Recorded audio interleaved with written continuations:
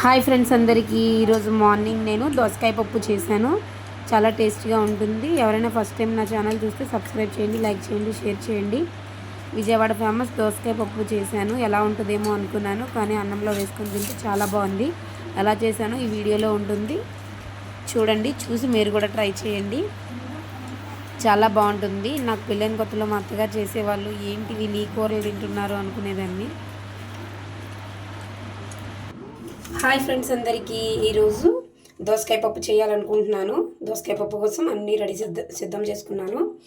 ఇది వచ్చేసి కందిపప్పు. కందిపప్పు ఏంటంటే నేను కందిపప్పు ఒకటే కాదు, దీంట్లో పెసరపప్పు, ఎర్ర కందిపప్పు, నార్మల్ కందిపప్పు 3 మిక్స్ చేస్తాను. పిల్లలు కొంచెం హెల్తీగా ఉంటుందని చెప్పేసి కొన్ని పచ్చిమిరపకాయలు తీసుకున్నాను, కొన్ని టమాటాలు, 2 ఆనియన్స్ తీసుకున్నాను. ఇది దోసకాయ.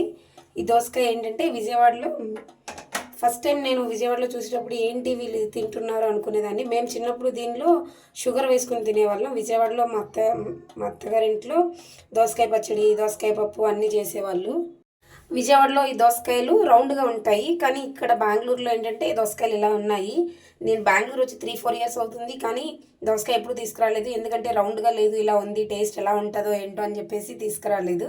కానీ నిన్న మార్కెట్కి వెళ్ళినప్పుడు మా హస్బెండ్ దోసకాయ దోసకాయ పప్పు చేయడానికి బాగుంటుంది, దోసకాయ టమాటా పచ్చడి చేయి బాగుంటుంది, తింటాను నేను అని అంటే సరే అని చెప్పి తీసుకొచ్చాను. ఇప్పుడు ఈ దోసకాయని పీల్ చేసి దోసకాయ పప్పు చేస్తాను. ఎలా ఉంటుంది ఏంటో టేస్ట్ చూద్దాం రండి. దోసకాయని ముందుగా ఈ విధంగా కట్ చేసేసుకున్నాను. కట్ చేసేసుకొని పీల్ చేసుకుందాం. మొత్తం పీల్ చేసేసుకున్నాను. పీల్ చేసేసుకున్న తర్వాత దీన్ని కట్ చేసి చిన్న చిన్న ముక్కలుగా దీన్ని కడిగేసుకుందాం. ఫస్ట్ పీల్ చేసేసుకున్నాను కదా, మొత్తం పీల్ చేసుకున్న తర్వాత ఒకసారి కడిగేసుకున్నాను. కడిగేసుకొని ఇలా మధ్యలో కట్ చేసుకుందాం.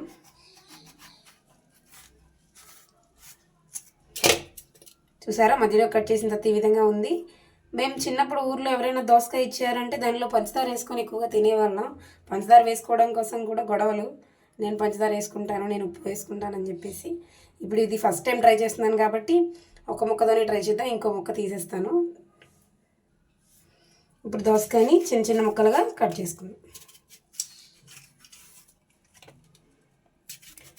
విజయవాడలో పెళ్ళైన కొత్తలో నేను మా అత్తగారి ఇంటికి వెళ్ళినప్పుడు ఎక్కువగా దోసకాయ పచ్చడి చేసేవాళ్ళు. మా అత్తయ్య టిఫిన్లోకి దోశలకి, ఇడ్లీకి ఏంటి వీళ్ళు ఏం చట్నీ చేసుకుంటున్నారు, ఏం తింటున్నారు అనుకునేదాన్ని. కానీ వాళ్ళకి ఏం చెప్పేదాన్ని కాదు, సైలెంట్గా తినేదాన్ని.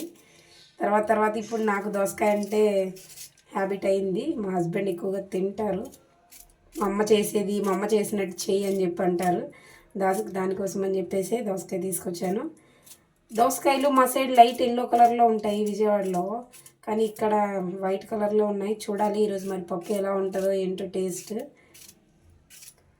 చిన్న చిన్న ముక్కలుగా పీల్ చేసుకున్న తర్వాత పప్పు చేసుకుందాం. ముందుగా పప్పుని కుక్కర్లో వేసేసి మంచిగా క్లీన్ చేసుకుందాం. పప్పుని ఈ విధంగా వాటర్ వేసి మంచిగా 2 times క్లీన్ చేసేసుకున్నాను. క్లీన్ చేసుకున్న తర్వాత దీనిలోకి ఇప్పుడు ఉల్లిపాయలు, పచ్చిమిరపకాయలు, టమాటాలు కట్ చేసుకొని వేసుకుందాం. పప్పు మంచిగా క్లీన్ చేసుకున్నాం కదా, దాని తర్వాత చిన్న చిన్న ముక్కలుగా కట్ చేసి పెట్టుకున్న దోసకాయ ముక్కలు వేసుకుందాం. ఇందులో ఆనియన్స్, పచ్చిమిరపకాయలు, టమాటాలు చిన్న చిన్న ముక్కలుగా కట్ చేసి వేసుకుందాం. అలాగే కొంచెం పసుపు, మన కారానికి సరిపడా కారం వేసుకుందాం.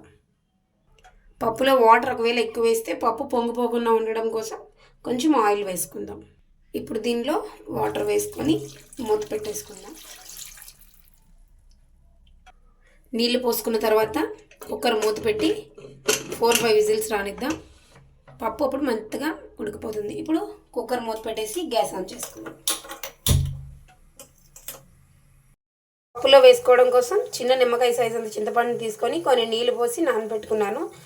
పప్పు కుక్కర్ విజిల్ వచ్చేలోపు చింతపండు మంచిగా మెత్తగా నానిపోతుంది అన్నమాట.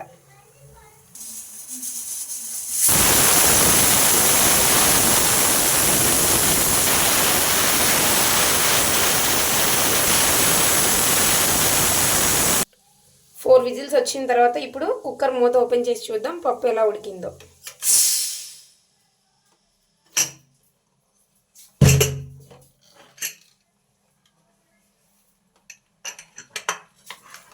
చూసారా, పప్పు చాలా మెత్తగా ఉడికిపోయింది. ఇప్పుడు దీన్ని పప్పు గుత్తి పెట్టి మంచిగా కలుపుకుందాం. ఇప్పుడు పప్పు గుత్తి పెట్టి మంచిగా కలుపుకుందాం. పప్పు మెత్తగా స్మాష్ అయ్యేంత వరకు కలుపుకొని దీనిలో మనం ముందుగా నానబెట్టి పెట్టుకున్న చింతపండు రసాన్ని వేసుకుందాం. ఇప్పుడు రుచికి సరిపడినంత ఉప్పు వేసుకుందాం.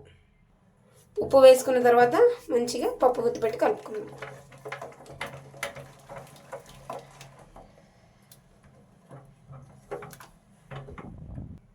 ఇప్పుడు మనం ముందుగా చింతపండు నానబెట్టి పెట్టుకున్నాం కదా, దాన్ని మంచిగా ఇలా కలుపుకొని దీని నుంచి వచ్చిన చింతపండు రసాన్ని పప్పులో వేసుకుందాం. మంచిగా ఇలా వడపోసుకొని చింతపండు రసాన్ని వేసుకుందాం. చింతపండు రసం వేసుకున్న తర్వాత కొన్ని వాటర్ పోసుకొని గరిటె పెట్టి ఈ విధంగా మిక్స్ చేసుకున్న తర్వాత ఉప్పు కారం చెక్ చేసుకుందాం.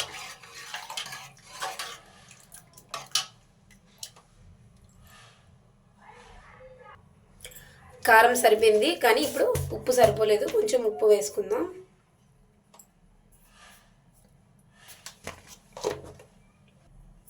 గ్యాస్ ఆన్ చేసుకొని పప్పుని మంచిగా ఉడకనిద్దాం.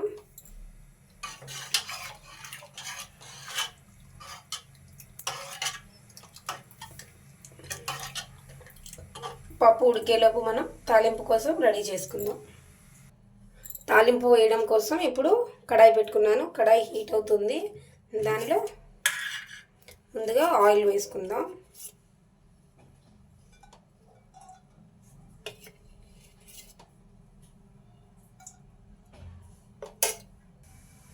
ఆయిల్ మంచిగా హీట్ అయింది కదా, ముందుగా వెల్లుల్లిపాయలు వేసుకుందాం. వెల్లుల్లిపాయలు ఫ్రై అవ్వడానికి టైం పడుతుంది, దానికోసం అని చెప్పేసి వెల్లుల్లిపాయలు వేసుకున్నాను. వెల్లుల్లిపాయలు బ్రౌన్ కలర్లోకి వచ్చిన తర్వాత మిగతా పోపు దినుసులు వేసుకుందాం. వెల్లుల్లిపాయలు మంచిగా వేగిన తర్వాత మిగతా పోపు దినుసులు కూడా వేసుకొని ఫ్రై చేసుకుందాం. తాలింపు మంచిగా వేగిన తర్వాత ఇప్పుడు మనం పప్పు దీంట్లో వేసుకుందాం.